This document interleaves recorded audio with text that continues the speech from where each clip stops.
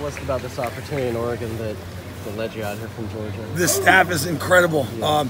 Mario Cristobal sold me on his vision and what the University of Oregon can be, and I'm just happy to have the opportunity to be a part of that. Was it in Alabama that you hit it off with him, or did that come down the road through mutual? I know a lot of people that he knows.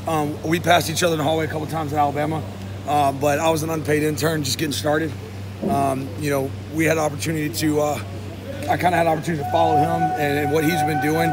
And when he gave me the call, and I came up here, interviewed, meeting the staff, and seeing what they're building here, that's just a huge opportunity. I'm really excited to have that opportunity to work with these guys. He's talked a lot about trying to mimic Alabama's structure in terms of their conditioning and strength. How would you describe the fourth quarter program? That's awesome. I get that question all the time. Fourth quarter is not a program, it's a philosophy. Mm-hmm. The philosophy of the fourth quarter program is everything you do has to make you a better football player. Everything. From the way you run, to the way you lift, to the way you talk to the team, to the way you communicate, the players communicate to each other. Everything has to make you a better football player.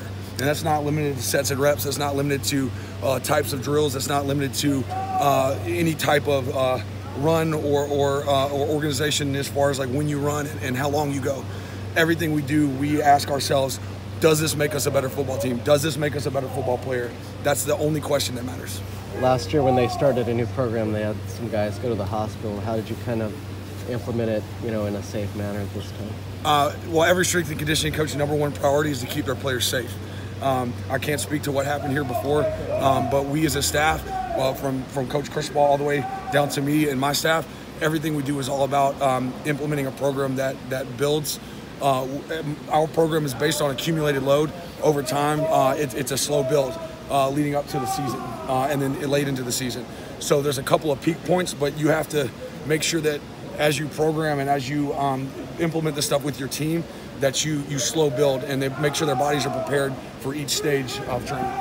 Coach, strength and conditioning stuff aside, I noticed you're pretty active during practices. What do you view your role as a during practice coach? Whatever it takes. It takes what it takes.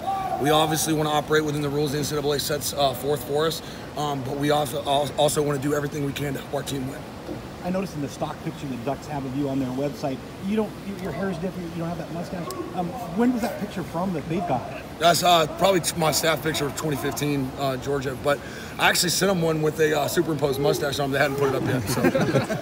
Was that a couple years ago? He had an offensive coordinator, kept his hair long, wore sunglasses, and he said it was a way to market himself to recruits and be memorable. Is this a way for you to kind of like stand out from a crowded field of strength and conditioning coaches? This actually just started as a joke, and it kind of picked up. So.